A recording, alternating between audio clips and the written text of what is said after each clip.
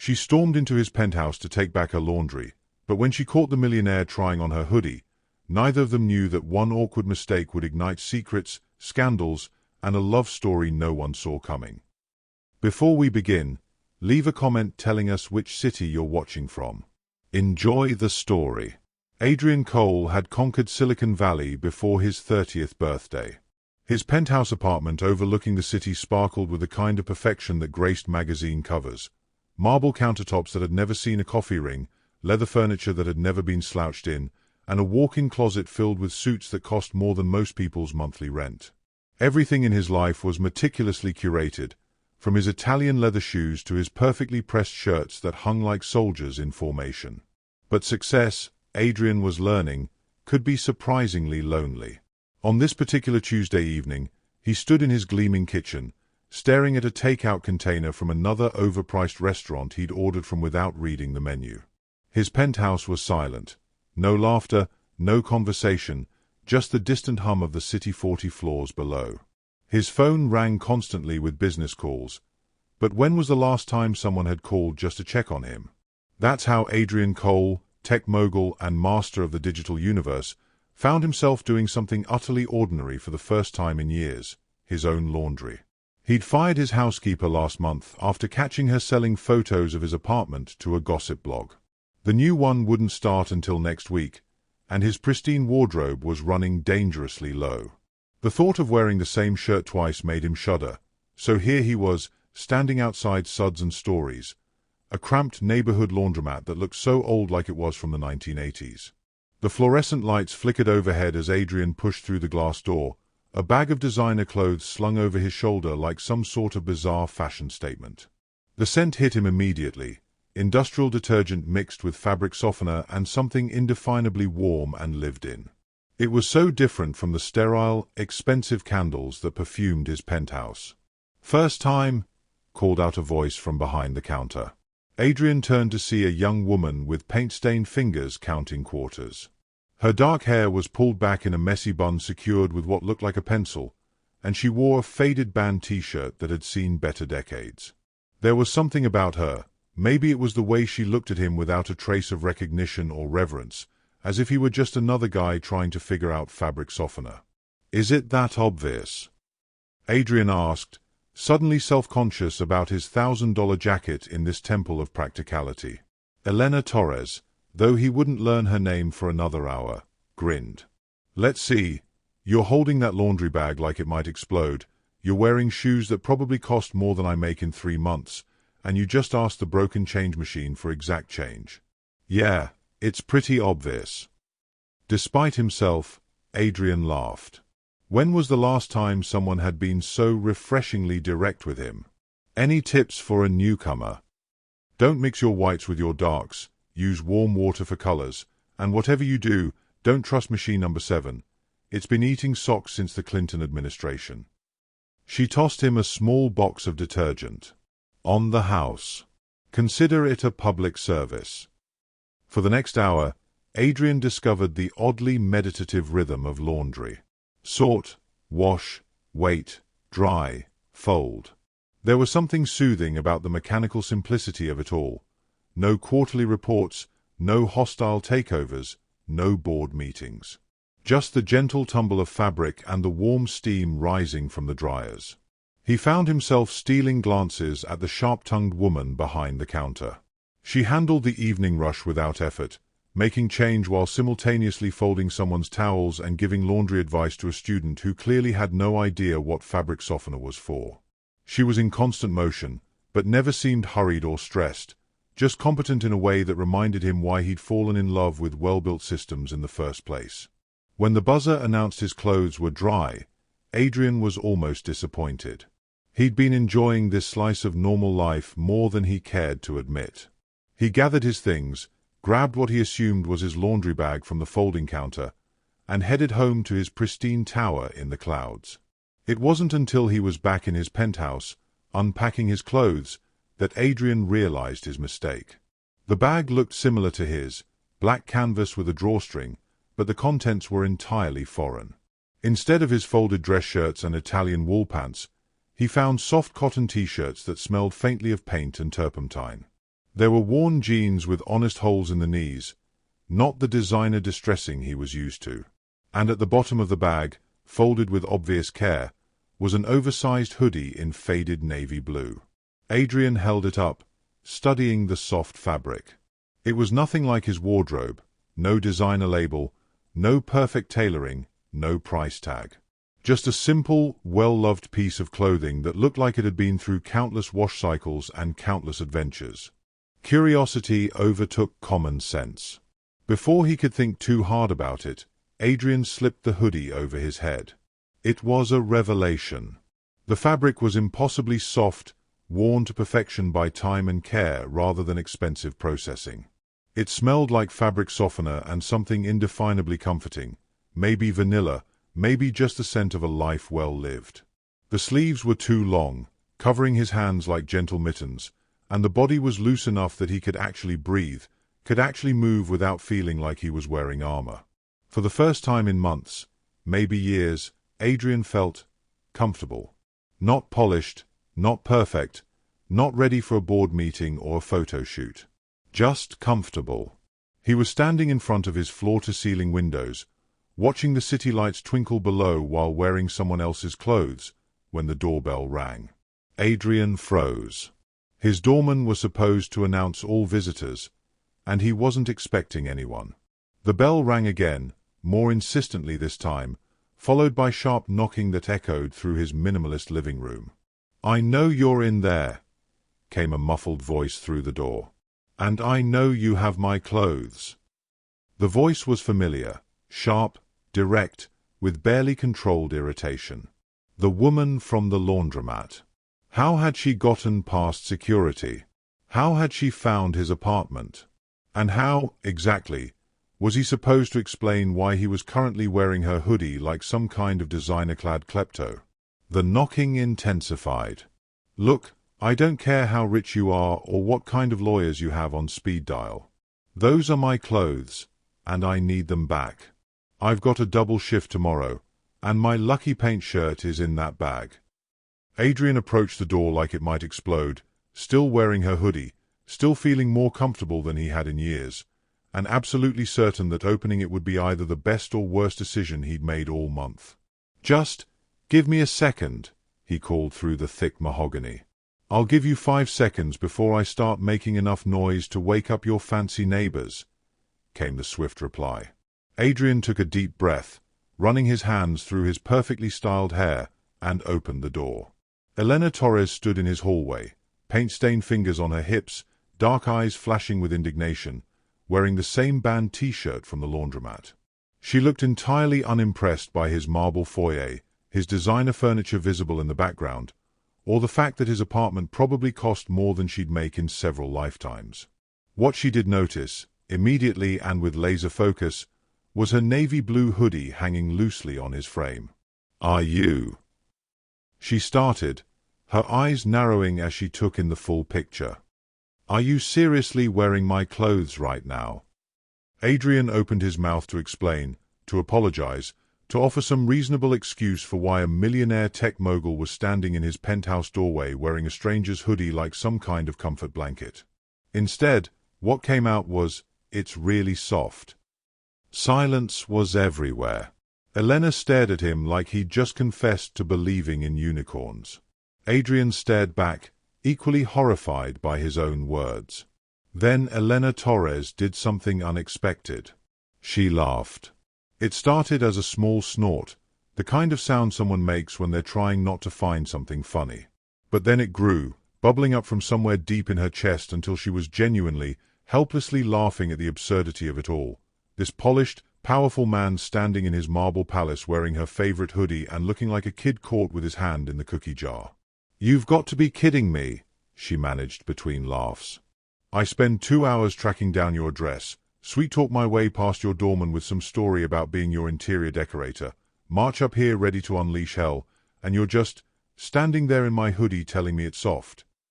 "In my defense," Adrian said, surprising himself by smiling, "it really is incredibly soft. What kind of fabric softener do you use?" Elena shook her head, still grinning despite herself. "You're insane." "Completely," certifiably insane. She held out her hand. Now give me back my clothes before I decide you're too crazy to be trusted with laundry. Reluctantly, Adrian pulled off the hoodie, immediately missing its warmth and comfort. He handed it over along with the bag of clothes, trying not to notice how the simple cotton felt more luxurious than any of his expensive garments.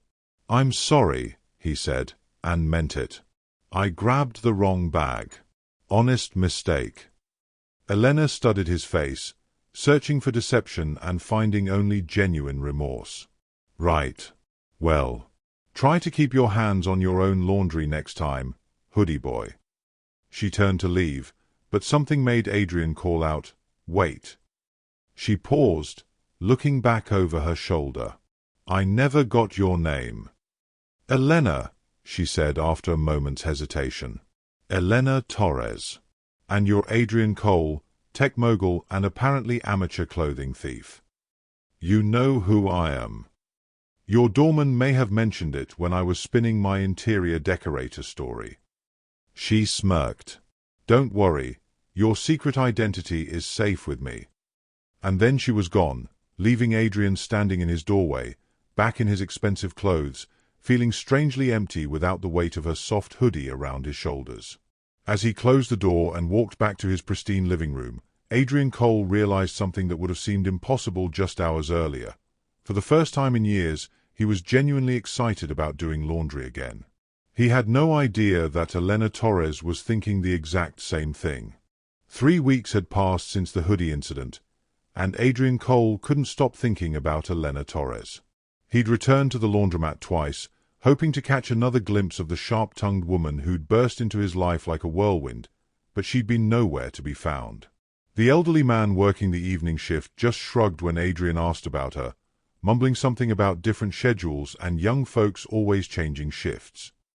Now Adrian found himself at the annual Silicon Valley Elite charity event, nursing a glass of champagne.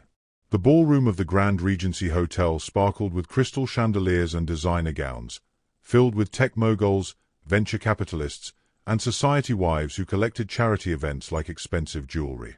Adrian. Marcus Wellington, his longtime business partner, appeared at his elbow with his usual predatory smile. "You look distracted tonight.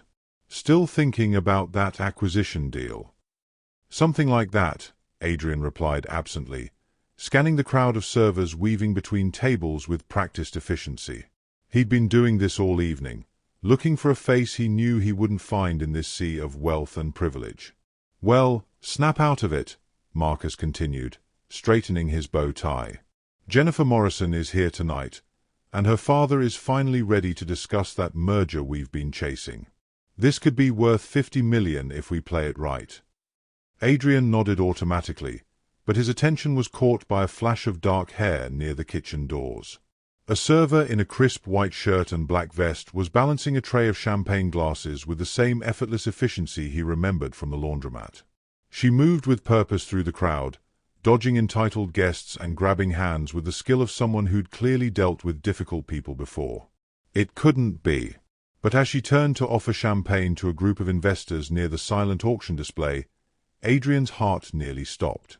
Even with her hair pulled back in a professional bun and wearing the standard server uniform, there was no mistaking those sharp dark eyes and that confident posture.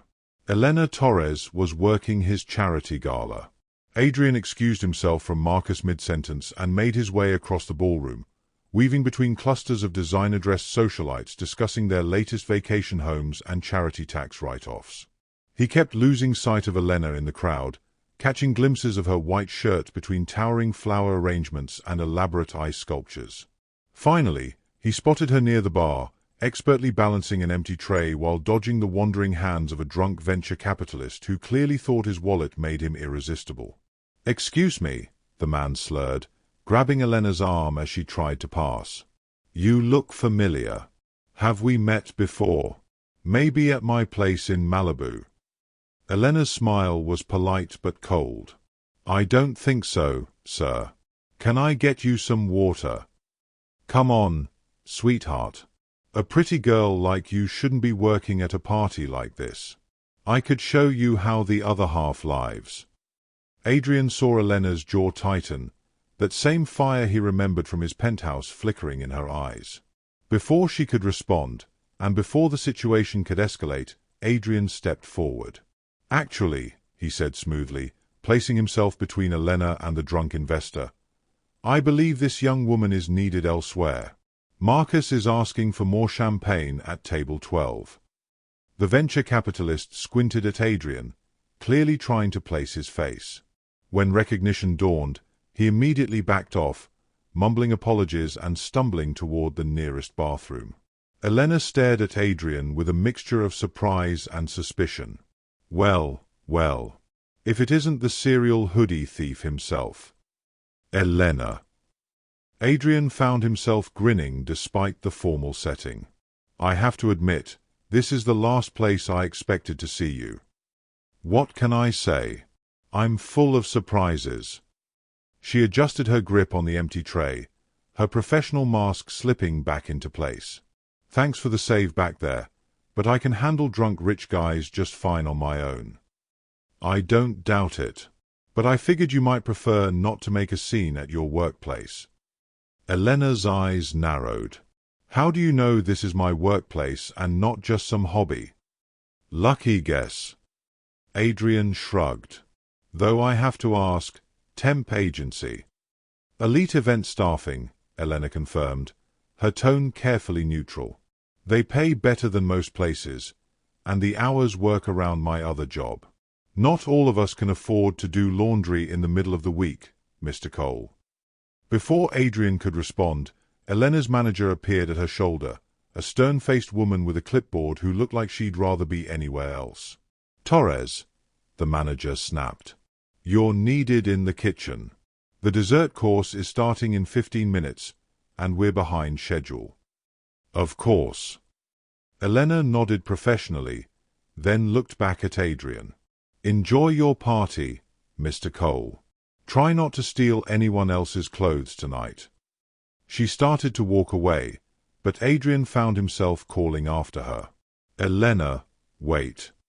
She paused, not turning around but clearly listening.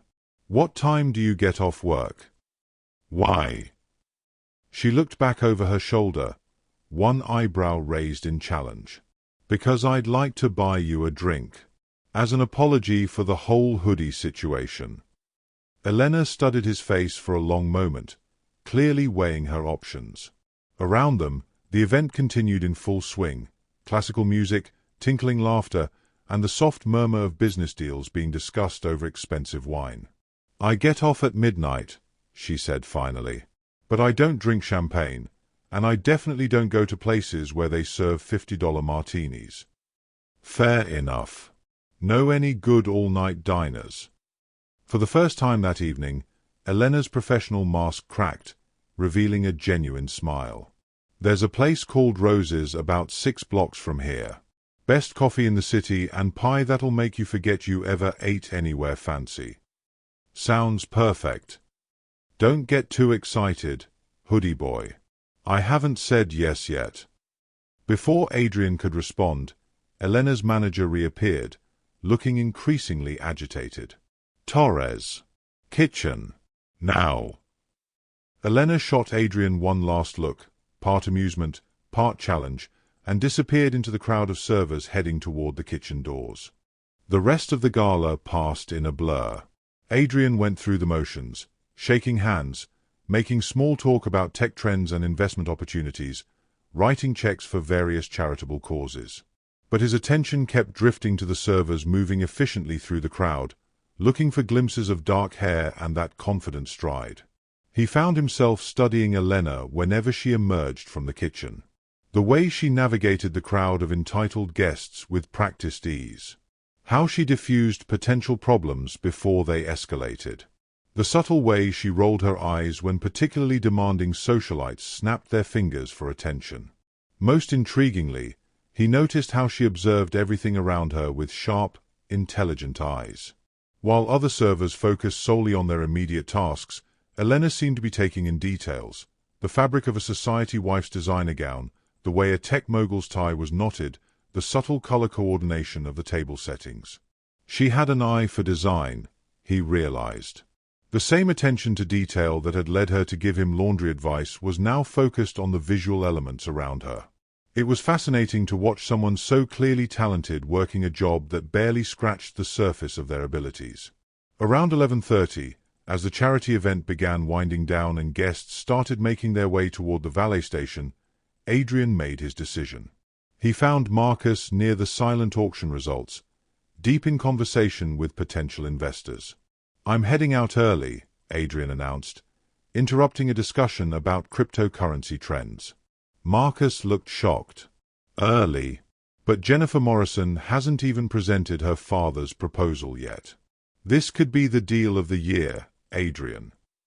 Handle it for me. You know the terms we're willing to accept." "But—" "Marcus." Adrian's tone was firm but not unkind. "You've been wanting more responsibility in the company. This is your chance to prove you can close deals without me holding your hand." Before Marcus could protest further, Adrian was walking toward the exit, loosening his bow tie as he went. He'd spent enough evenings making deals in an event filled with people who saw dollar signs when they looked at him. Tonight, he wanted to have coffee with someone who'd called him a hoodie thief and meant it as an insult. 20 minutes later, Adrian stood outside Rose's diner, having traded his tuxedo jacket for a simple button-down shirt and rolled up his sleeves. The diner was a classic: red vinyl booths, checkerboard floors, and neon signs advertising pie specials. Through the windows, he could see a handful of late-night customers, a couple of nurses coming off the night shift, a taxi driver reading a newspaper, and an elderly man working on a crossword puzzle. It was perfect. At 12:15, Elena appeared around the corner, having changed out of her server uniform into jeans and a simple sweater. Her hair was loose around her shoulders now, and without the professional mask, she looked younger and more relaxed. "You actually showed up," she said, approaching the diner entrance with a slight smile. "You sound surprised." "Rich guys don't usually follow through on promises to working girls," Elena replied matter-of-factly. "No offense." "None taken. But for the record, I always keep my promises." Elena pushed open the diner door, setting off a small bell. "We'll see about that, hoodie boy." They slid into a corner booth, and within minutes, a waitress with kind eyes and sensible shoes appeared with coffee and menus. "The usual, Elena?" the waitress asked warmly. "Please, Maggie. And whatever pie you're pushing tonight. Apple cinnamon. Made fresh this afternoon." Maggie turned to Adrian. "And for you, honey." Adrian realized he had no idea what constituted usual diner food. "I'll have the same." As Maggie bustled away, Elena leaned back in the booth, studying Adrian with those sharp dark eyes. "So what's your story, Mr. Cole? What makes a tech mogul decide to have midnight coffee with the help? Maybe I'm tired of champagne and small talk. Or maybe you're slumming it for kicks. Rich boys rebellion and all that." Adrian considered this, wrapping his hands around the warm coffee mug. The coffee was strong and honest, nothing like the carefully crafted lattes he usually drank. "You don't trust easily, do you?"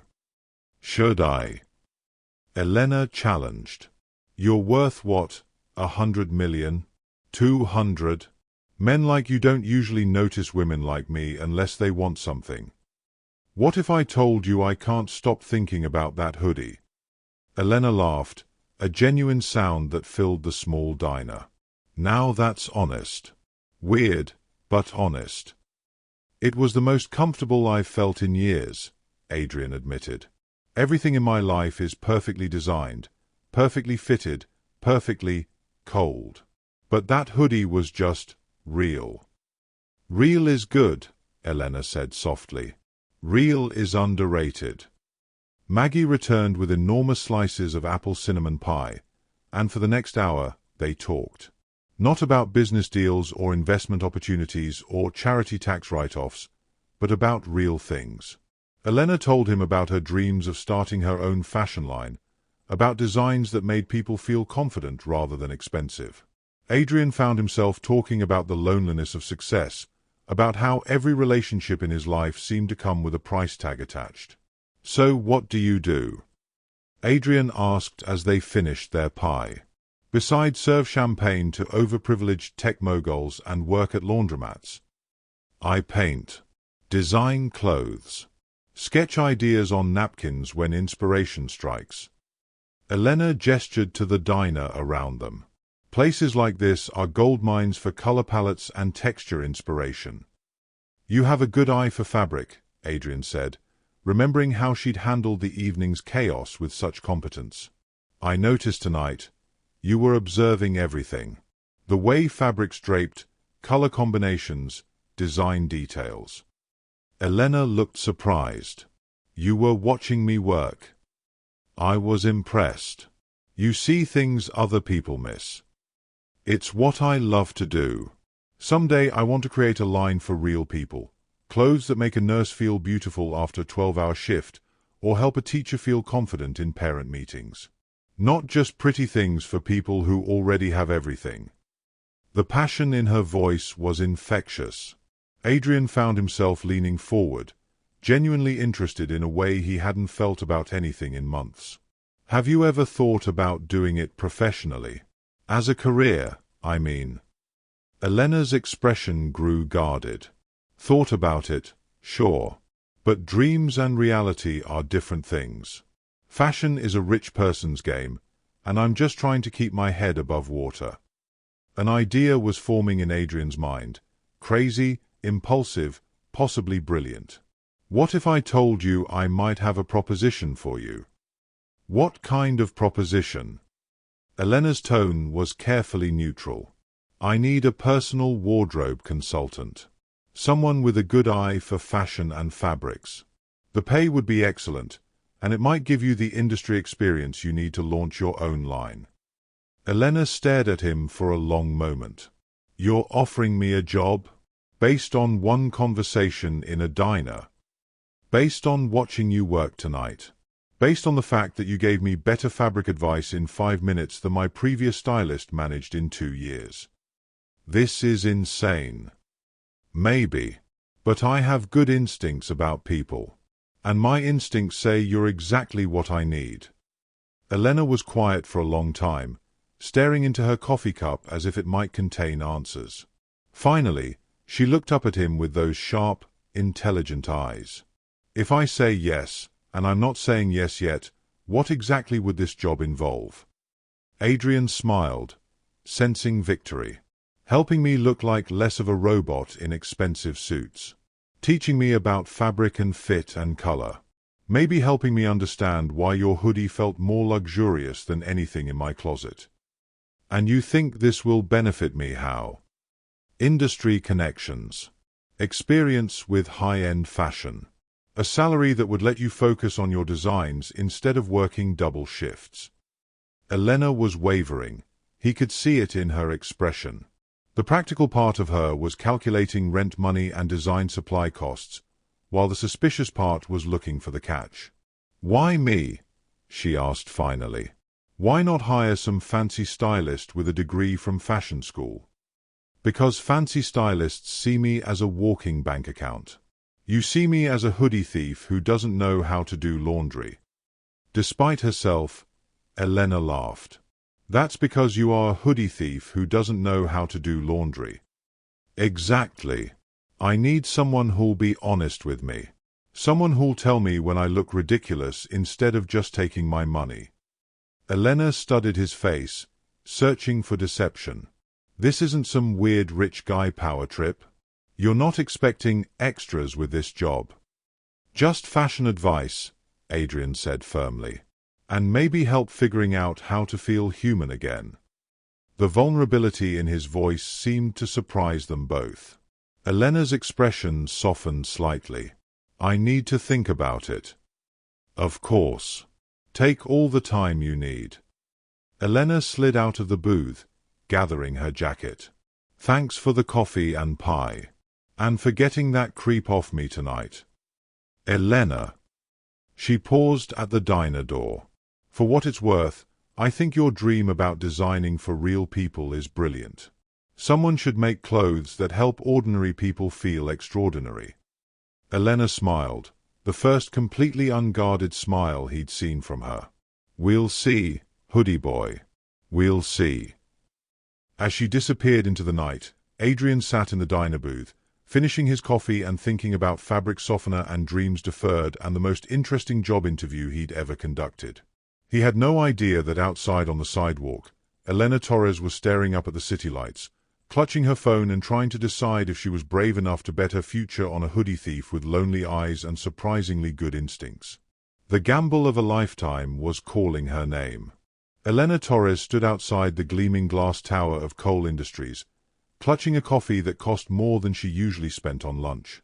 3 days had passed since the diner conversation, and she'd finally worked up the courage to call Adrian and accept his crazy job offer. Now, staring up at the 40-story monument to success, she was questioning her sanity all over again. The lobby was a masterpiece of marble and steel, with abstract art that probably cost more than her yearly rent. Security guards in expensive suits eyed her modest jeans and sweater with polite suspicion, clearly wondering if she was lost. Elena straightened her shoulders and approached the reception desk, where a perfectly groomed woman with a smile as sharp as her manicure waited. Elena Torres to see Adrian Cole, she announced, trying to sound more confident than she felt. The receptionist's smile faltered slightly as she took in Elena's appearance. Do you have an appointment? I'm his new wardrobe consultant. The words felt foreign in her mouth, like wearing clothes that didn't quite fit. The receptionist's eyebrows rose almost imperceptibly before she typed something into her computer with painted nails that clicked like tiny weapons. Of course. Mr. Cole is expecting you. Take the private elevator to the 40th floor. The elevator ride felt endless, each floor marking her ascent into a world she'd only seen in movies. When the doors finally opened, Elena stepped into an office that looked like it belonged in an architectural magazine. Floor-to-ceiling windows offered a breathtaking view of the city, while modern furniture was arranged around a conference table that could seat 20 people. Impressive, isn't it? Elena turned to find Adrian walking toward her, looking every inch the successful businessman in a grey suit that probably cost more than her car. But there was something different about him, a warmth in his eyes that reminded her of the man who'd worn her hoodie with such genuine delight. It's definitely something, Elena replied, trying not to gawk at the expensive artwork lining the walls. Do you actually work in here, or is this just for intimidating visitors? Adrian laughed, the sound echoing in the vast space. Little of both, honestly. Come on, let me show you where the real work happens. He led her through a maze of smaller offices and conference rooms, past assistants who nodded respectfully and employees who clearly wondered who this casually dressed woman was.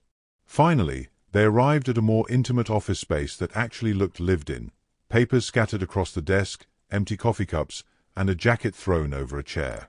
This is better, Elena said, running her fingers along the edge of his desk.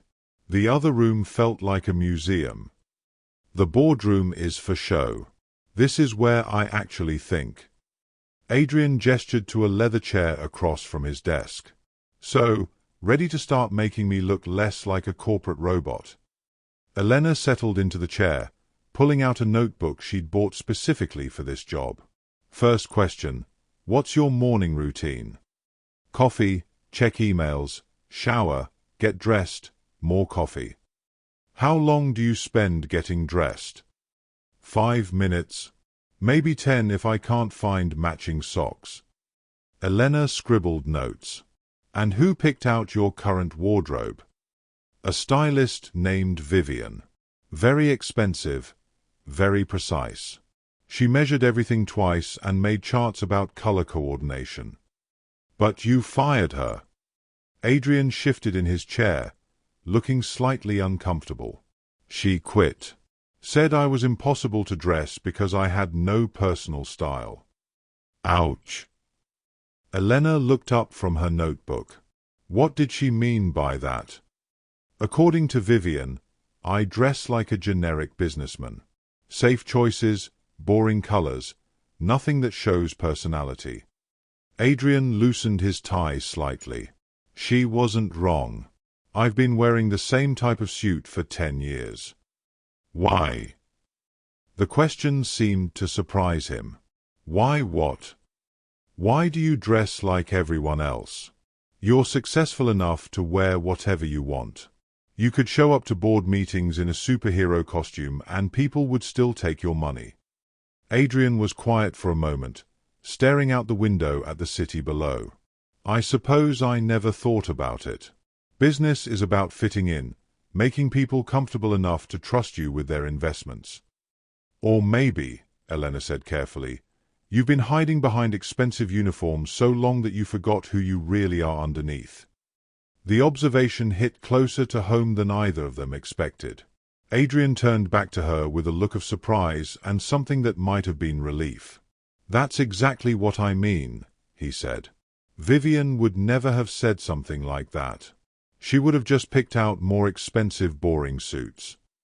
Elena grinned. Well, lucky for you, I specialize in uncomfortable truths. So here's another one. We're going shopping. Shopping? How else am I supposed to figure out what works for you? I need to see how you move, what colors make your eyes look less tired, what fabrics don't make you look like you're wearing cardboard. 2 hours later, they were standing in the most exclusive men's store in the city, surrounded by suits that cost more than Elena made in 6 months. The sales associate, a thin man with a British accent that sounded expensive, hovered nearby with barely concealed excitement at the prospect of dressing a tech mogul. Perhaps we could start with some classic pieces, the associate suggested, pulling out a navy suit that looked identical to everything already in Adrian's closet. This Italian wool is particularly fine. No, Elena interrupted, causing both men to stare at her. Sorry, but that's exactly what we're trying to avoid. Adrian already has 20 suits that look like that. The associate's smile became strained. I see.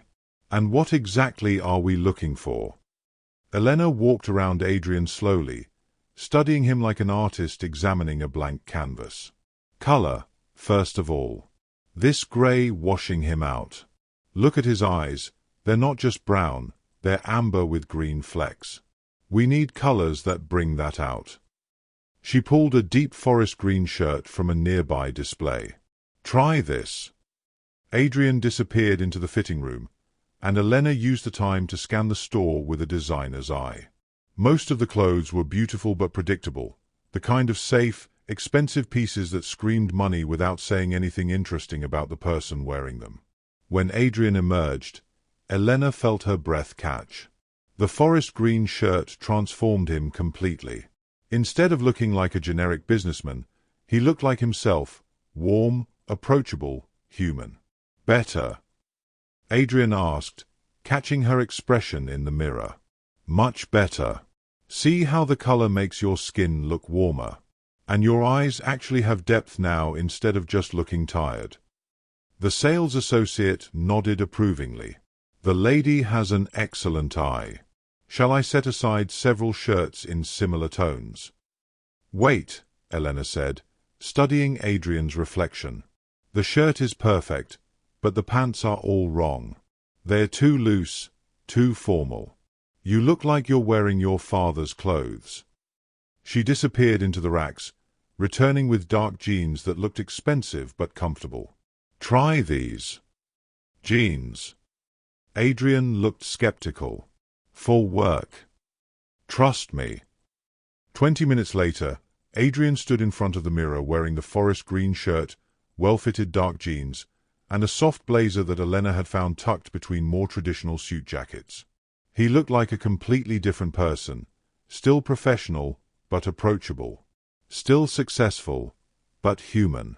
I look. Adrian paused, studying his reflection. Like yourself, Elena finished. Instead of like every other guy in a boardroom. The sales associate was practically vibrating with excitement. Brilliant choices. Absolutely brilliant. Shall we continue with similar pieces? They spent the next 2 hours building a new wardrobe. Elena pushed Adrian toward colors he'd never considered. Deep blues that made his eyes sparkle, rich burgundies that complemented his skin tone, even a soft grey sweater that looked nothing like his usual corporate armor. "This is fun," Adrian admitted as they loaded shopping bags into his car. "I haven't thought about clothes as anything other than a uniform in years." "That's the problem with most men's fashion," Elena said, settling into the passenger seat of his luxury sedan. "It's all so boring and safe. Like everyone decided that expressing personality through clothes was somehow unprofessional." "Speaking of professional," Adrian said as they pulled into traffic, "I should probably show you where you'll be working." "I thought I'd be working at your office." "Sometimes. But I have meetings all over the city, travel for business conferences, social events that require different types of outfits. You'll need to be flexible." Elena nodded, trying not to think about how different this was from her previous jobs where the most exotic location was the back room of the laundromat. Their first stop was Adrian's penthouse apartment, where Elena got her first real look at his personal space.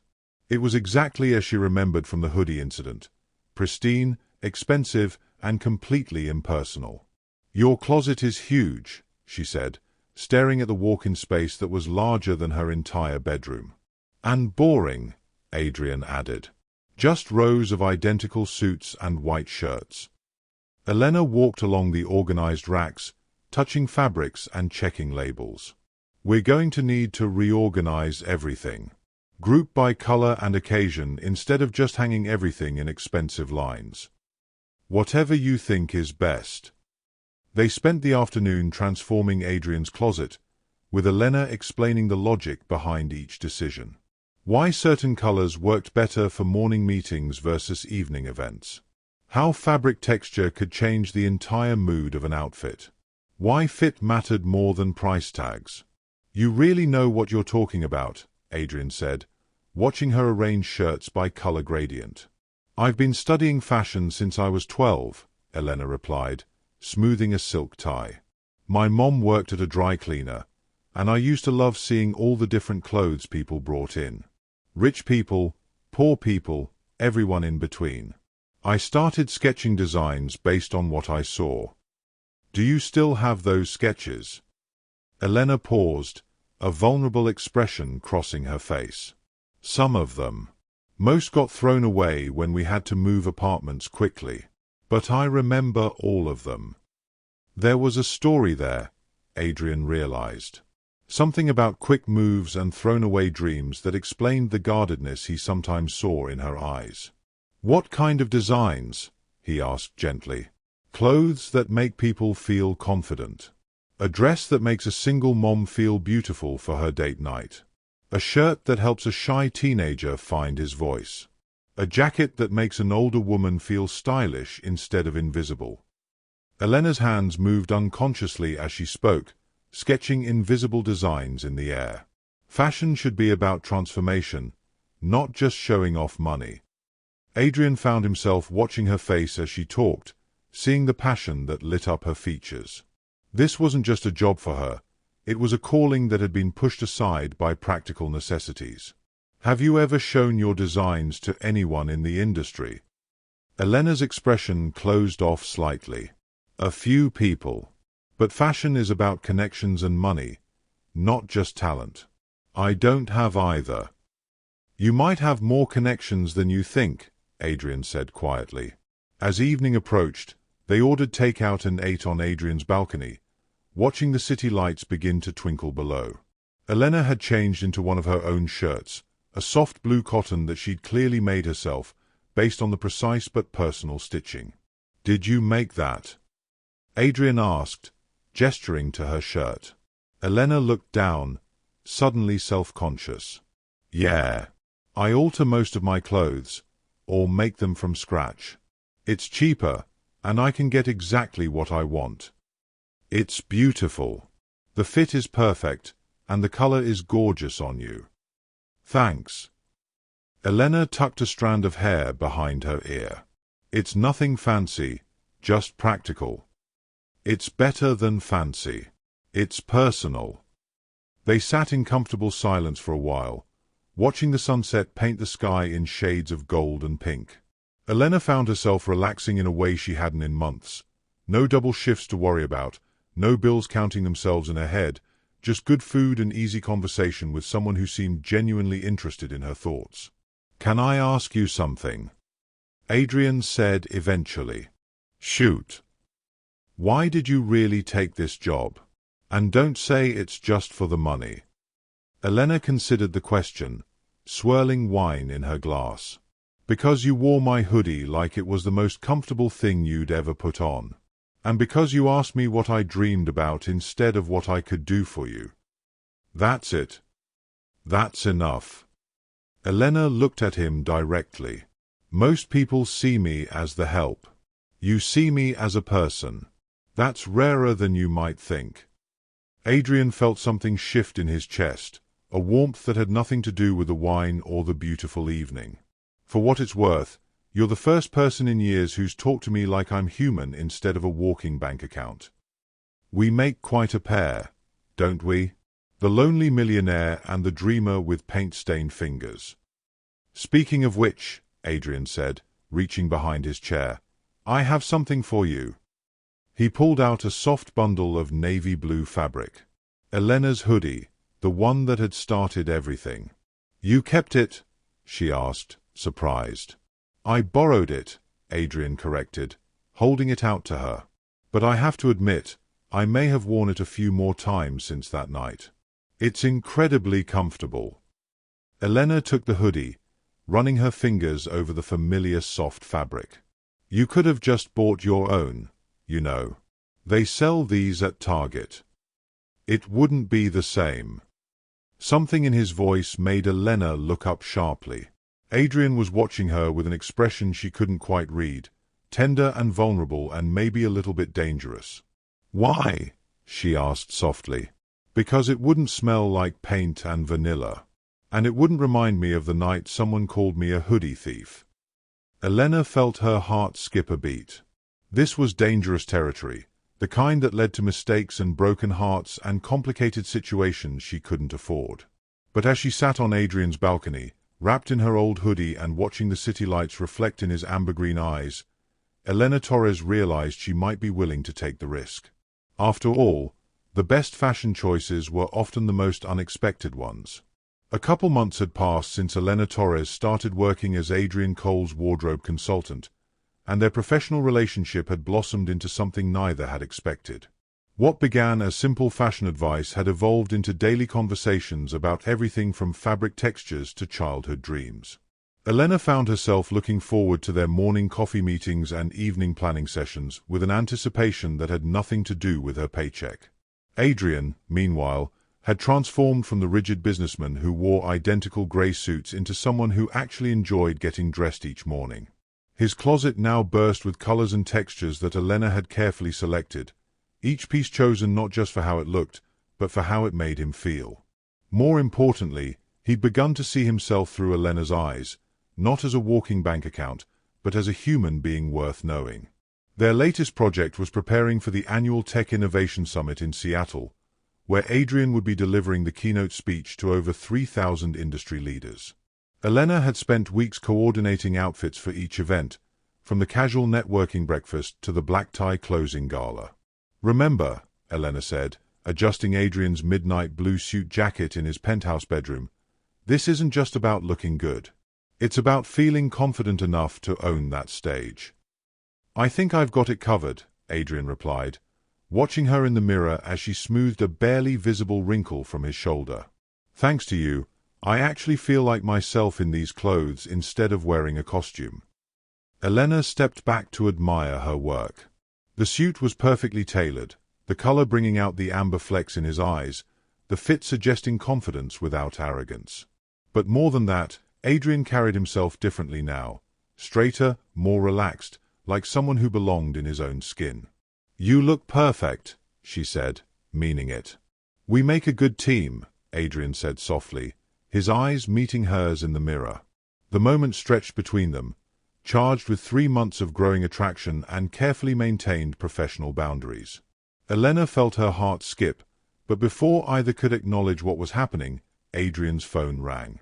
"Marcus," he answered, his business voice clicking into place. "What's the emergency?" Elena busied herself organizing his travel garment bag while Adrian handled whatever crisis his business partner had discovered. She'd learned to give him space during these calls. The tech world never slept, and emergencies were a daily occurrence. "No, absolutely not," Adrian was saying, his voice sharp with frustration. "We agreed on those terms months ago. I don't care what the lawyers are saying now. Handle it, Marcus. That's what I pay you for." He hung up with more force than necessary, running a hand through his perfectly styled hair. "Everything okay?" Elena asked. "Just some legal complications with an old deal. Nothing that can't wait until after Seattle." Adrian forced a smile. "Sorry about that.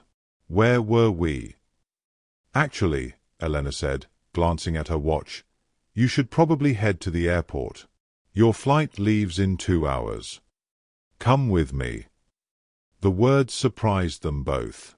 Adrian blinked as if he hadn't meant to say them out loud, while Elena felt her stomach flip in a way that had nothing to do with professional boundaries.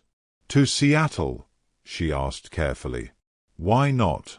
You've put so much work into this summit wardrobe. You should see it in action. Besides, I could use the moral support." Elena's practical brain immediately started calculating costs and complications. "I don't have a ticket. Or hotel reservations. Or appropriate clothes for." "I'll handle all of that. Say yes, Elena." The way he said her name, soft and hopeful. "Okay. Yes." 2 hours later, they were settling into first-class seats on a private jet, Elena still marveling at how quickly Adrian's assistant had arranged everything. She'd never flown first class before, let alone on a private plane, and she found herself trying not to gawk at the leather seats and complimentary champagne. "This is insane," she murmured, watching the city shrink below them. "Good insane or bad insane?" Adrian asked, loosening his tie now that they were airborne. "Jury's still out." They spent the flight reviewing Adrian's speech and discussing last-minute outfit changes, but Elena couldn't shake the feeling that something fundamental had shifted between them. The invitation to Seattle felt like more than just professional courtesy. It felt like Adrian wanting to share this important moment with someone who mattered to him. Their hotel in Seattle was predictably luxurious, with Elena's suite just down the hall from Adrian's penthouse room. After settling in, they met for dinner at the hotel restaurant, where Adrian seemed unusually nervous about the next day's presentation. "You'll be fine," Elena assured him over dessert.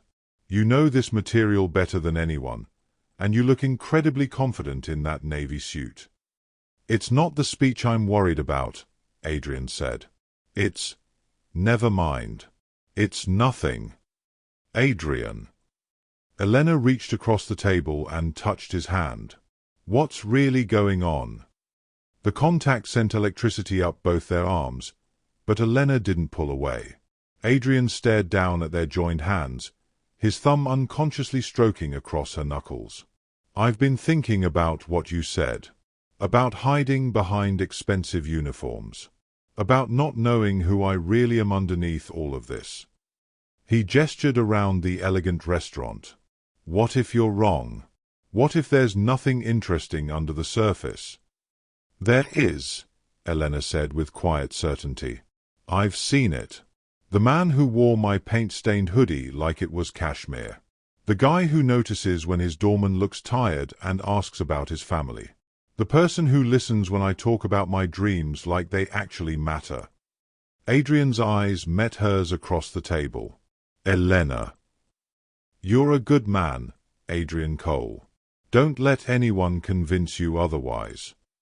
The next morning arrived with typical Seattle drizzle, and Elena spent an hour helping Adrian prepare for his keynote speech. The midnight blue suit looked even more striking in the grey morning light, and Adrian's confidence seemed genuine as they rode the elevator down to the conference level.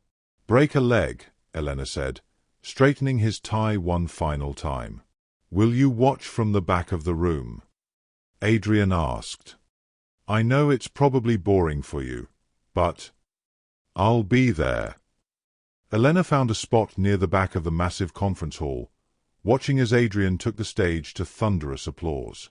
He looked completely at ease up there, his voice carrying clearly through the sound system as he discussed the future of artificial intelligence and sustainable technology.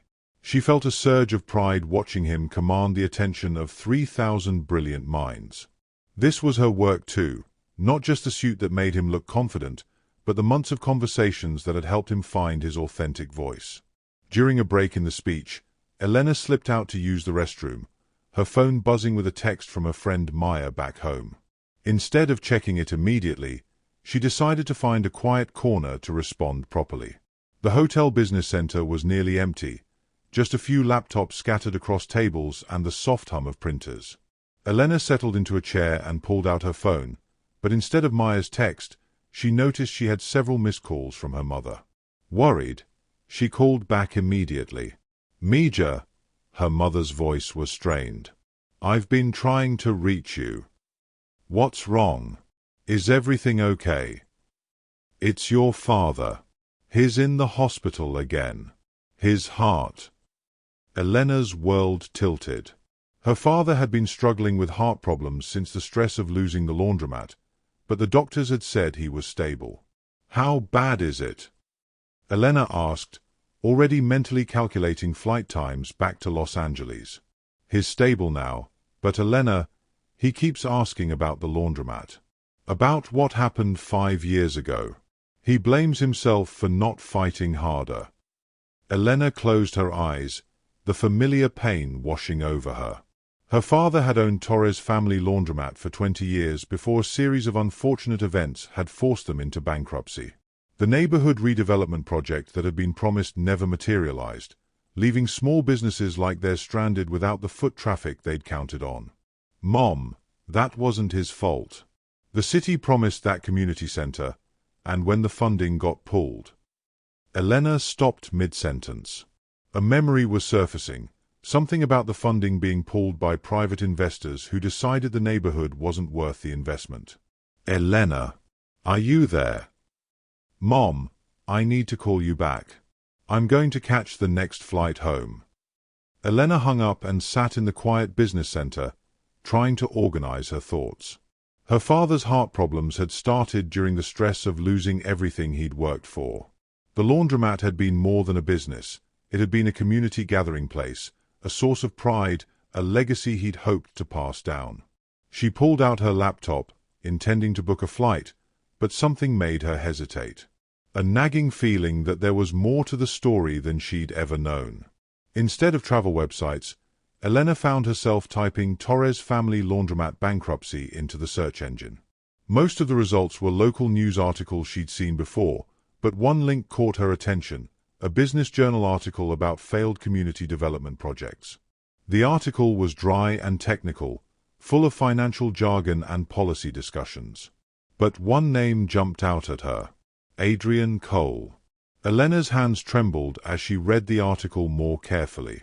5 years ago, Adrian's company had been the primary private investor in the East Side Community Development Project. The project had promised to revitalize Elena's old neighborhood with a new community center, improved transportation, and support for local businesses. But according to the article, Cole Industries had pulled their funding at the last minute, citing changing market conditions and reduced profit projections. Without their investment, the entire project had collapsed, leaving businesses like her father's laundromat stranded in a neighborhood that had been counting on renewal. Elena read the article 3 times, each reading making the betrayal cut deeper. Adrian hadn't just been some distant businessman making abstract financial decisions. His choice had directly caused her family's financial ruin. The stress of losing the laundromat had triggered her father's first heart attack. The medical bills and loss of income had forced them to move apartments 4 times in 2 years. Every struggle her family had faced, every dream deferred, every sleepless night worrying about rent money, all of it could be traced back to Adrian Cole's cold business calculation. And now she was working for him, laughing with him, sharing meals and moments, and something that felt dangerously close to falling in love with the man who had destroyed her family's life. Elena's phone buzzed with a text from Adrian. "Speech went great. Want to celebrate with room service." She stared at the message, fury and heartbreak warring in her chest. How could she have been so blind? How could she have let herself trust him, care about him, start to believe that maybe he was different from all the other rich men who saw people like her as disposable? Elena stood up slowly, her legs unsteady. She needed to confront him, but not here. Not in a hotel business center where anyone might overhear. She needed to pack her things, go home to her father, and figure out how to live with the knowledge that the man she'd started to love was responsible for everything her family had lost. But first, she had one thing to do. Elena walked back to her hotel room like she was walking to her execution. Every step felt heavy, weighted down by the knowledge that her entire relationship with Adrian had been built on a lie, not a lie he'd told, but a truth he'd never bothered to share. She pulled out her suitcase and began packing with mechanical precision. Each piece of clothing felt like evidence of her own stupidity. The dress Adrian had complimented last week. The shoes she'd bought for business dinners. The professional wardrobe she'd built for a job that now felt like a cruel joke. Her phone rang, Adrian's ringtone. Elena let it go to voicemail, then immediately played the message. "Hey, where are you? I've been looking for you." The speech really did go well, and I wanted to thank you. You were right, I felt completely confident up there. Call me back. His voice was warm, happy, completely oblivious to the bomb that had just exploded Elena's world. She wanted to hate him for his ignorance, but part of her ached for the man who had no idea that his business decisions had real consequences for real people. Elena finished packing and sat on the hotel bed, staring at her phone. She could text him something professional, make an excuse about a family emergency, handle this like an adult. But she was tired of being professional. Tired of swallowing her pride and her pain for the sake of keeping peace. Tired of protecting rich people from the consequences of their choices. Elena Torres had something to say to Adrian Cole, and she was going to say it to his face. She took the elevator to the penthouse floor and knocked on Adrian's door with hands that shook with fury and heartbreak. When he opened it, his face lit up with a smile that made her chest ache. "There you are. I was starting to worry. Did you see the speech? The standing ovation was incredible, Anne." "We need to talk," Elena interrupted, pushing past him into the suite. Adrian's smile faded as he took in her expression and the suitcase in her hand. "Elena, what's wrong? Is everything okay? Do you remember the East Side Community Development Project?" Elena asked. Adrian blinked, clearly confused by the sudden change of subject. "The what?" "5 years ago. Your company was the primary investor. You pulled the funding." Recognition dawned slowly in Adrian's eyes, followed by something that might have been dread. "Elena. My father owned Torres Family Laundromat in that neighborhood. 20 years he built that business. 20 years of serving the community, employing local teenagers, being a place where people could gather and feel safe." Elena's voice was steady, but her hands were clenched into fists. "When your project was announced, he was so excited. He talked about how the community center would bring new families to the neighborhood. How his business would finally have the foot traffic it needed." "Elena, please." He took out a loan to renovate the laundromat. New machines, fresh paint, better lighting. He wanted everything to be perfect for the community revival that you promised. Elena stepped closer, her voice growing stronger. "But you pulled out. Changed your mind. Decided that our neighborhood wasn't worth your investment after all." Adrian's face had gone pale. "I had no idea." "Of course you didn't. People like you never do." Elena's composure finally cracked. "Do you know what happened to my father after that? The loan payments on machines for a business that was failing because you broke your promise. The stress of watching everything he'd worked for crumble. His first heart attack came 6 months after your company withdrew." "Elena, I'm so sorry." Are you? Are you really? Or are you just sorry that you got caught?" Elena wiped tears from her cheeks with angry hands. I trusted you. I believed you when you said you wanted to be a better person. I thought maybe you were different from all the other rich men who see people like me as disposable. You're not disposable, Adrian said desperately. You're the most important person in my life. Then why didn't you tell me? 3 months, Adrian.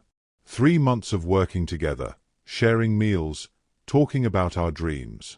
Did you know who I was? Did you recognize the name Torres and just decide not to mention that you destroyed my family's life? I swear I didn't know. I make hundreds of business decisions every year. I can't remember every family you ruin. Elena finished for him. Every dream you crush for profit margins. The silence that followed was devastating. Adrian opened his mouth several times, but no words came out. What could he possibly say that would make this better? I'm done, Elena said finally, picking up her suitcase. I'm going home to take care of my father. Don't contact me. Don't try to apologize. Just leave me alone. Elena, please. Let me explain. Explain what? That my family's suffering was just an acceptable loss for your bottom line? That you never bothered to think about the real people affected by your choices? Elena headed for the door, then turned back one last time. You know what the worst part is? I was falling for you. I actually believed that underneath all the money and power, you were a good man. I am, Adrian said quietly. I want to be. Then prove it. But don't expect me to be around to see it. Elena walked out of the penthouse suite, closing the door behind her with a soft click. In the hallway, she leaned against the wall and allowed herself to cry, for her father's broken dreams, for her own shattered trust, and for the man she'd thought she was falling in love with who had turned out to be the architect of her family's destruction. Behind the closed door, Adrian Cole stood in his empty suite, still wearing the midnight blue suit that Elena had chosen to help him feel confident, and realized that he had never felt more lost in his entire life. 2 months had passed since Elena Torres walked out of Adrian Cole's hotel suite in Seattle, and Adrian hadn't slept properly since. He'd thrown himself into research, staying up until dawn poring over old business files, trying to understand the full impact of the East Side Community Development Project's collapse. What he discovered made him sick to his stomach. The Torres family laundromat wasn't the only casualty. 3 other family businesses had closed within 6 months of his company withdrawing funding. An elderly couple's grocery store. A mechanic shop that had employed 12 local residents. A small restaurant that had been serving the neighborhood for 15 years. All gone because Adrian Cole had decided their community wasn't profitable enough to invest in. Now he sat in his penthouse at 3 a.m., surrounded by newspaper clippings and financial documents, trying to figure out how to fix the unfixable. His assistant had been fielding calls from reporters all week. Word had somehow leaked about his connection to the failed development project, and the business media was having a field day with the story of the heartless tech mogul who destroyed working-class families for profit. The irony wasn't lost on him. For years, he'd been praised as a visionary businessman, celebrated for his ability to maximize returns and minimize risks. Now those same qualities were being painted as cold-hearted greed. The truth was somewhere in between, but Adrian was beginning to realize that the truth didn't matter to the families whose lives he'd disrupted. His phone buzzed with another text from Marcus, his business partner, who'd been increasingly frantic about the negative publicity. Board meeting moved to 9 a.m. tomorrow. Damage control strategy needed ASAP. This Elena situation is becoming a PR nightmare. Adrian stared at the message, fury building in his chest.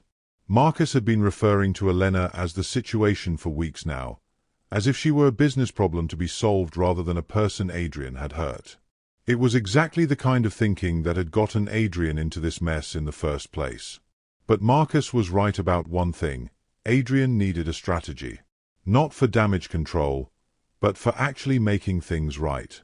He spent the next week quietly working behind the scenes, making phone calls and arranging meetings that his publicist and business manager knew nothing about. Adrian had learned something important from Elena during their time together. The best solutions often came from listening to the people who were actually affected by the problem, not from boardrooms full of expensive consultants. His first stop was the East Side neighborhood itself, the community his company had abandoned 5 years ago. Adrian had never actually visited the area before, a fact that now embarrassed him deeply. He'd made a multi-million-dollar investment decision about a place he'd never even seen. The neighborhood was a mix of tired storefronts and determined hope. Many buildings showed signs of neglect, but there were also community gardens, colorful murals, and small businesses that had survived despite the broken promises. Adrian parked his car and walked the streets for hours, talking to shop owners, residents, and community leaders about what they actually needed. "You're that Cole guy, aren't you?" asked Mrs. Rodriguez, who ran a small bakery on the corner where Elena's father's laundromat used to be. "The one who pulled out of the development project."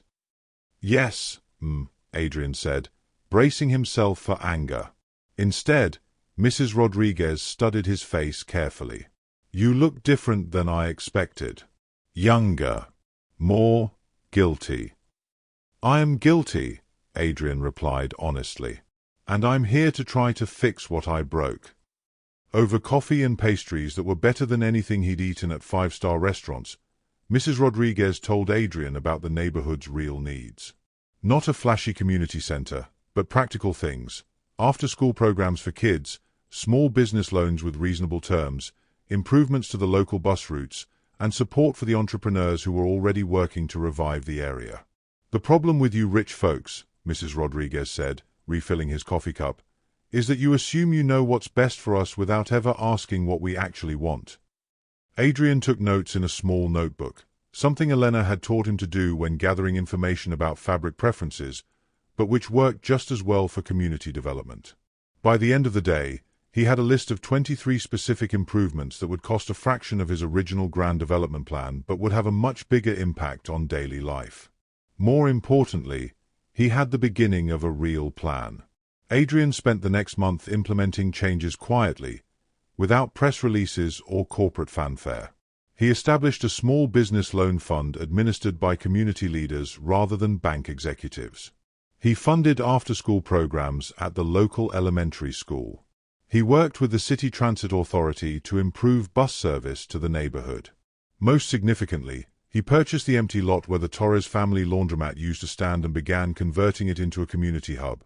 Not a flashy center that would gentrify the area, but a practical space with meeting rooms, computer access, and a small commercial kitchen that local food entrepreneurs could rent at affordable rates. Through it all, Adrian found himself thinking about Elena constantly. Every decision he made, he imagined explaining to her. Would she approve of the community loan fund? Would she think the after-school program addressed real needs? Would she see these efforts as genuine change or just expensive guilt?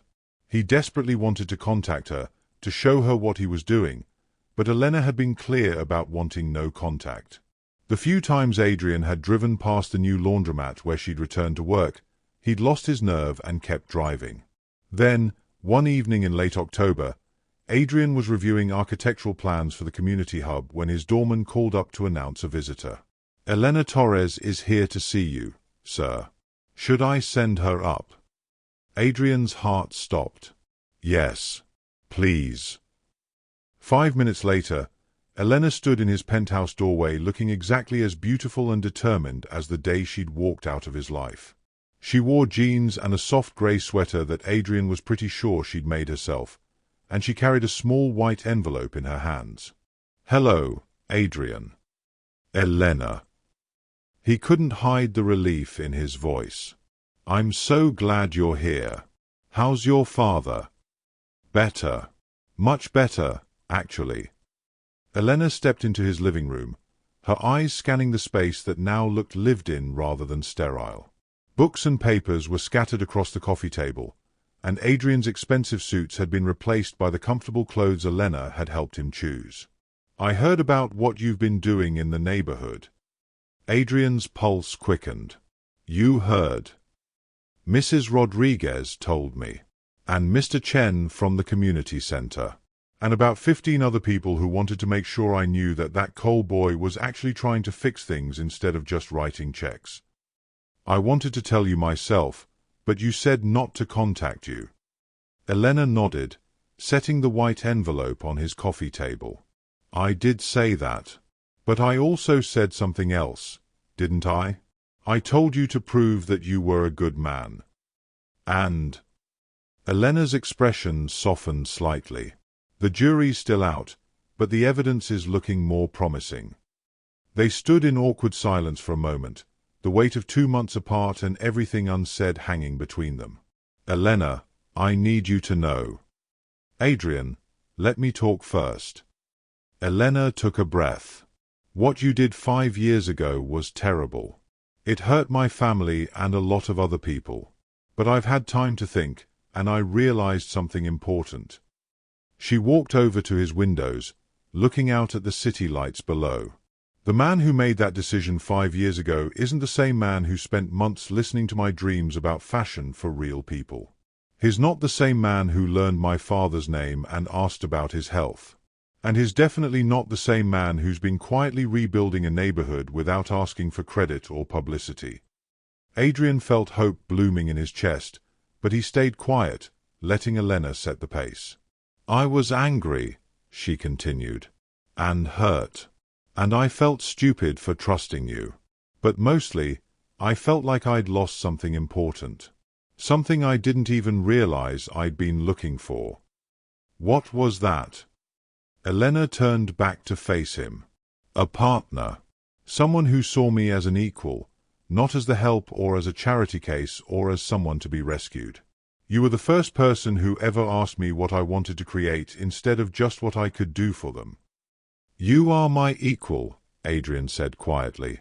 You're smarter than me about people, more creative than me about everything, and you have more integrity in your little finger than I have in my entire body. Elena smiled, the first genuine smile he'd seen from her since Seattle. That's a start. But Adrian, if we're going to try again, things have to be different. Different how? I need to know that you understand what your choices cost people. Not just my family, but everyone who gets hurt when powerful people make decisions without thinking about the consequences. I understand, Adrian said. That's why I've been working with community leaders instead of just throwing money at problems. That's why I want to do better. Elena picked up the white envelope from the coffee table. I brought you something. Adrian opened the envelope carefully, finding a folded piece of paper inside. When he unfolded it, he gasped.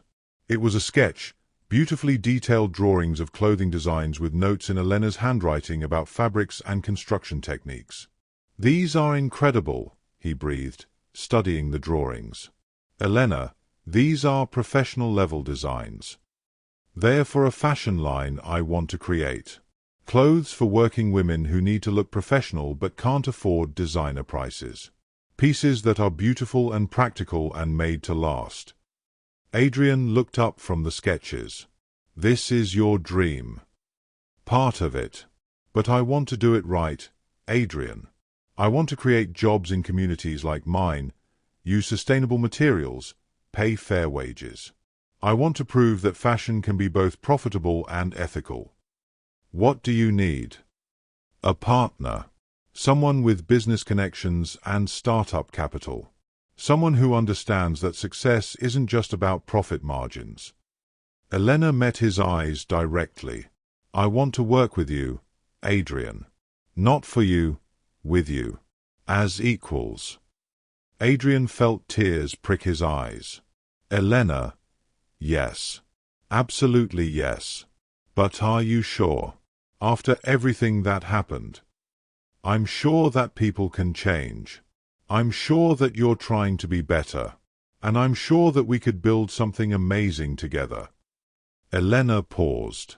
But Adrian, I need you to understand, this isn't just about business.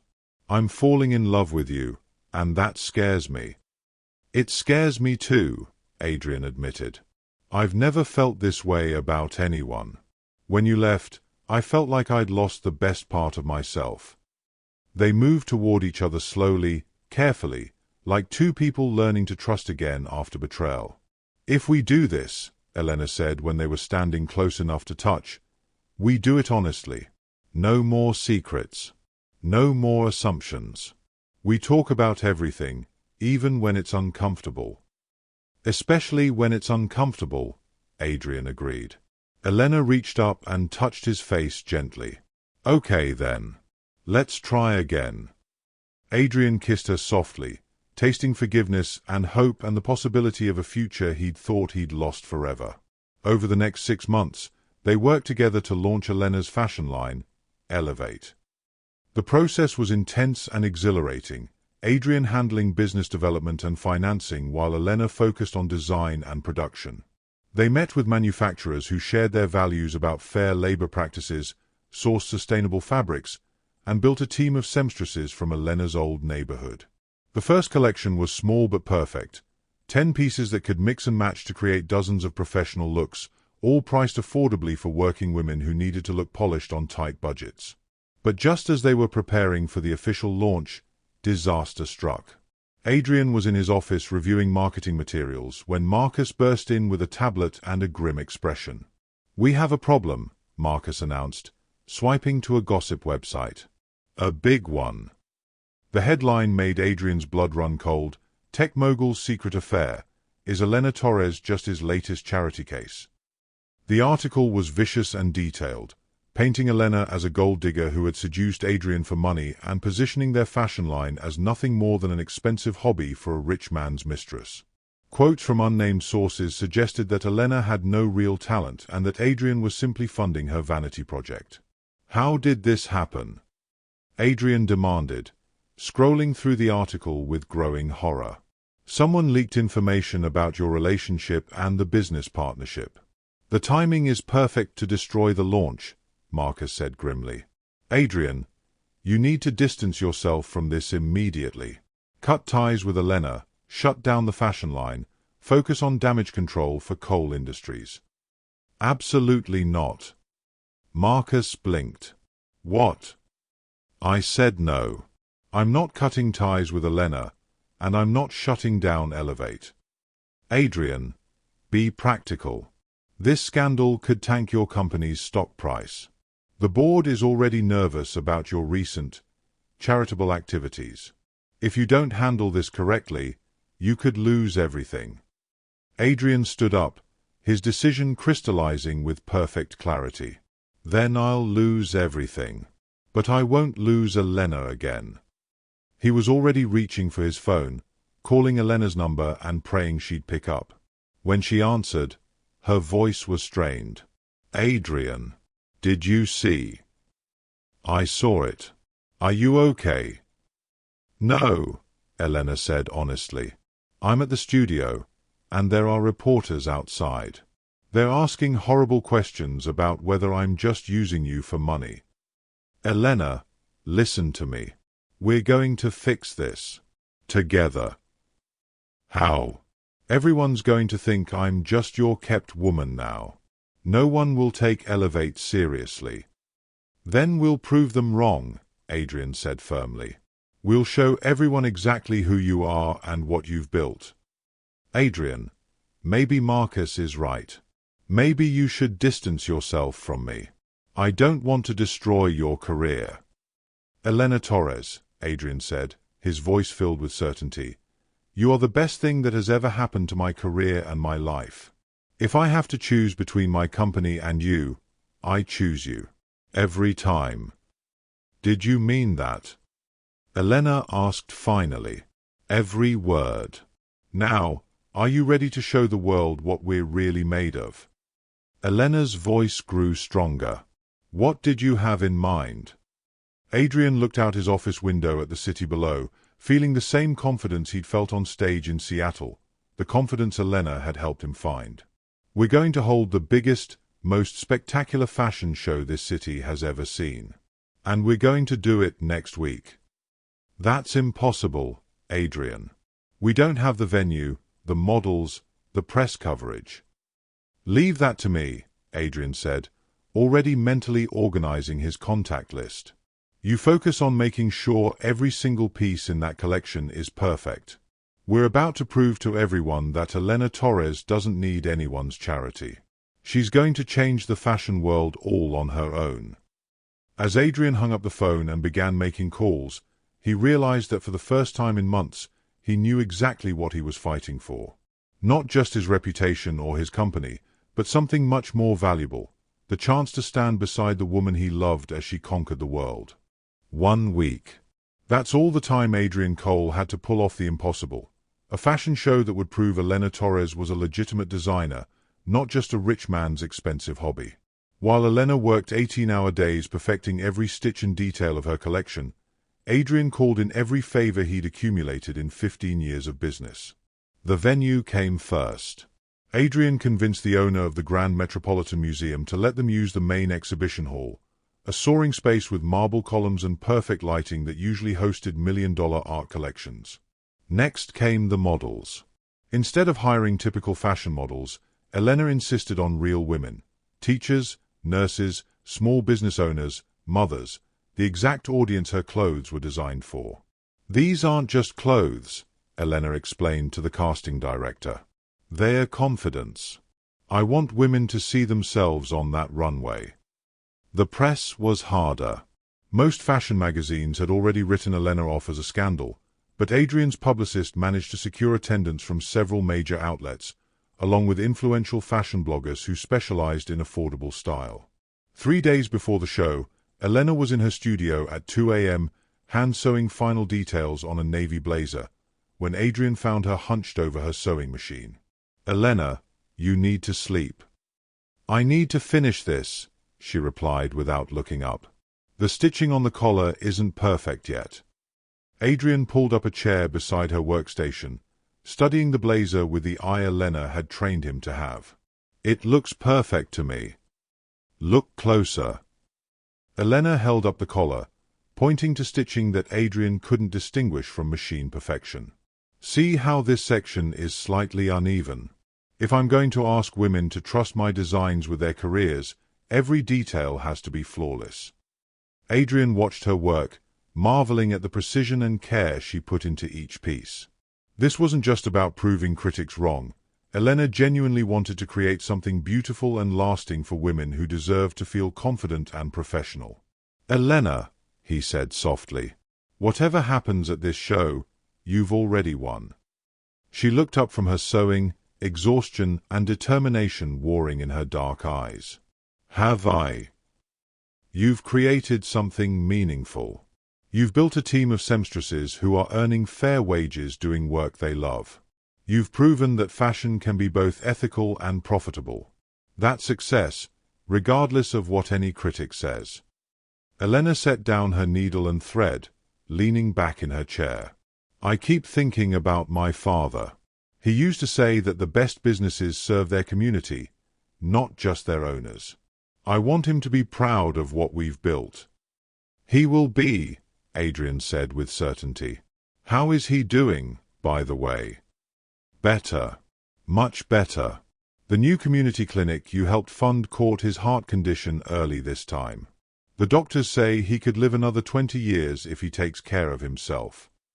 Elena smiled, the first genuine smile Adrian had seen from her all week. "He wants to come to the show." "Of course he does. His daughter is about to change the fashion world." The night before the show, Elena couldn't sleep. She walked through the empty exhibition hall one last time, checking every detail. The runway stretched down the center of the space, surrounded by elegant seating for 200 guests.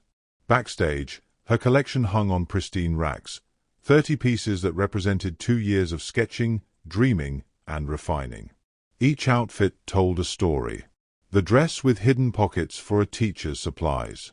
The blazer with stretch fabric that moved with a nurse during long shifts.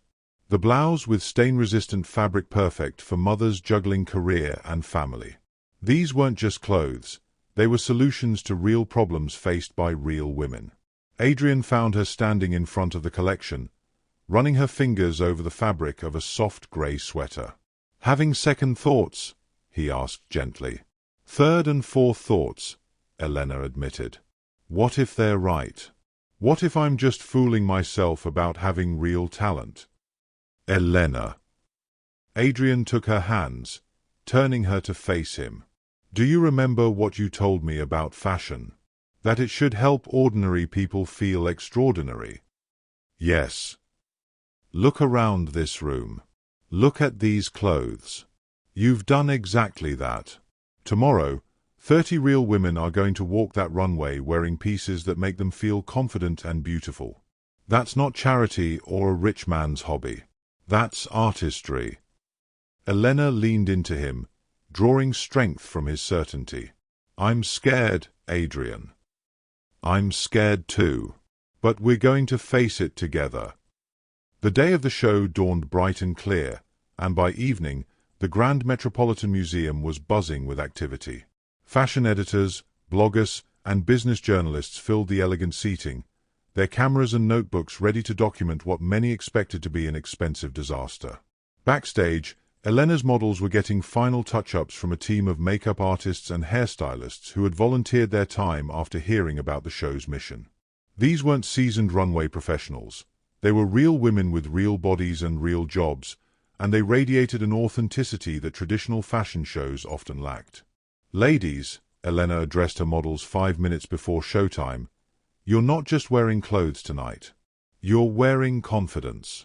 You're showing every woman in that audience that style isn't about having money, it's about knowing who you are and celebrating it. The lights dimmed, music began, and Elena watched from the wings as her first model stepped onto the runway.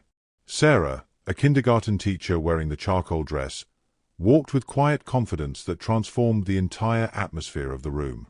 The audience, expecting to see amateur hour, instead witnessed something magical, real women showcasing clothes designed specifically for their lives.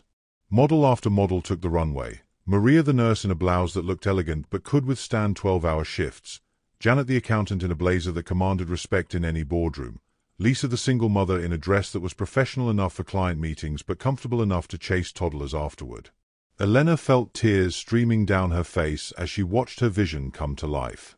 The audience had gone quiet, leaning forward in their seats, clearly moved by what they were seeing. These weren't clothes for fantasy lives, they were solutions for real ones. The final model was Elena's biggest surprise. Instead of ending with a wedding dress or evening gown like most fashion shows, she had chosen to close with her most personal piece, a reimagined version of a working woman's uniform.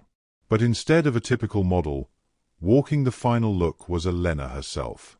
She stepped onto the runway wearing a blazer she designed in soft navy wool, paired with perfectly fitted trousers and a silk blouse that managed to look both professional and approachable. But the real surprise came when Elena reached the end of the runway and gestured to the wings. Adrian emerged, and the audience gasped. Instead of a traditional tuxedo, he wore Elena's old hoodie, the paint-stained, well-loved hoodie that had started their entire relationship, paired with dark jeans and a simple white shirt. The contrast was stunning and deliberate. Elena in her perfectly tailored creation, Adrian in the comfortable, imperfect piece that had taught them both about authenticity versus appearance. They stood together at the end of the runway, representing everything their partnership had become, professional excellence built on genuine understanding. Ladies and gentlemen, Adrian's voice carried clearly through the sound system, I'd like to introduce you to Elena Torres, founder and creative director of Elevate. What you've seen tonight isn't the work of someone's charity case or expensive hobby. This is the vision of one of the most talented designers of her generation, someone who understands that true luxury isn't about price tags, it's about how clothes make you feel. He turned to Elena, his voice softer but still audible to the audience. Elena, when I first met you, you taught me that comfort and style aren't opposites. You showed me that the most beautiful clothes are the ones that help us feel like our best selves. Tonight, you've shown everyone else the same thing. Elena felt her heart pounding as Adrian reached into his pocket and pulled out a small velvet box. Elena Torres, he said, dropping to one knee on the runway in front of 200 fashion industry professionals. You've taught me about authenticity, about integrity, about using success to lift others up instead of just accumulating more for myself. You've made me a better man and a better business partner. The audience was completely silent, cameras flashing as the proposal unfolded in front of them. "I don't want to be your business partner anymore," Adrian continued, opening the box to reveal a simple, elegant ring. "I want to be your life partner. I want to build a future with you where we create beautiful things and help other people achieve their dreams. Elena Torres, will you marry me?" Elena looked down at Adrian, this man who had started as a stranger stealing her laundry and had become her partner in every sense of the word. Behind him, she could see her father in the front row, tears streaming down his face. Around them, 200 people waited for her answer. "Adrian Cole," she said, her voice carrying clearly through the sound system, "if you promise to never shrink that hoodie in the wash, then yes. I'll marry you." The audience erupted in applause as Adrian slipped the ring onto Elena's finger and stood to kiss her. But Elena had one more surprise left. "But first," she announced, grinning at the crowd, "let me tell you about our expansion plans. Elevate isn't just going to be one fashion line. We're going to create a network of ethical fashion companies, each one focused on serving a different community that the fashion industry has ignored." She gestured to Adrian, who was still wearing her hoodie and grinning like he'd won the lottery. "My fiancé and I are going to prove that you can build a fashion empire on the radical idea that clothes should make people feel good about themselves, not just make designers rich." As they walked off the runway together, hand in hand, Elena caught sight of herself in one of the backstage mirrors. She looked exactly like what she'd always dreamed of becoming, a successful designer in love with a good man, surrounded by work that mattered. 6 months later, Elevate's first flagship store opened in Elena's old neighborhood, 3 blocks from where her father's laundromat used to stand. The grand opening featured a ribbon-cutting ceremony attended by the mayor, several city council members, and dozens of community residents who had supported Elena's journey from the beginning. But the moment Elena treasured most came at the end of the day, when she and Adrian were alone in the store, surrounded by racks of clothes that represented everything they'd built together. "Do you ever miss it?" Elena asked, straightening a display of blazers. "Miss what?" "Your old life. When everything was simple and predictable and you didn't have to worry about fabric suppliers and ethical manufacturing and whether a hem is the right length." Adrian considered this seriously, looking around at the store that buzzed with purpose and community energy, so different from his sterile corporate offices. "Never," he said finally. "This is messier and more complicated and definitely more stressful. But it's also real. It matters. And I get to do it with you." Elena smiled, adjusting the soft navy hoodie that Adrian was wearing, not her original paint-stained one, which now hung framed in their apartment, but a new version she designed specially for him. "For the record," she said, straightening his collar, "it still looks better on me." "We'll have to agree to disagree on that one," Adrian replied, pulling her close. As they locked up their store and walked home through the neighborhood that had become their community, Elena Torres and Adrian Cole looked exactly like what they were. 2 people who had found each other in the most unlikely circumstances and built something beautiful together, one careful stitch at a time. The hoodie that had started it all might have been just a simple piece of clothing, but it had taught them the most important lesson of all. Sometimes the most extraordinary love stories begin with the most ordinary moments, and the best partnerships are built on the foundation of seeing each other exactly as you are.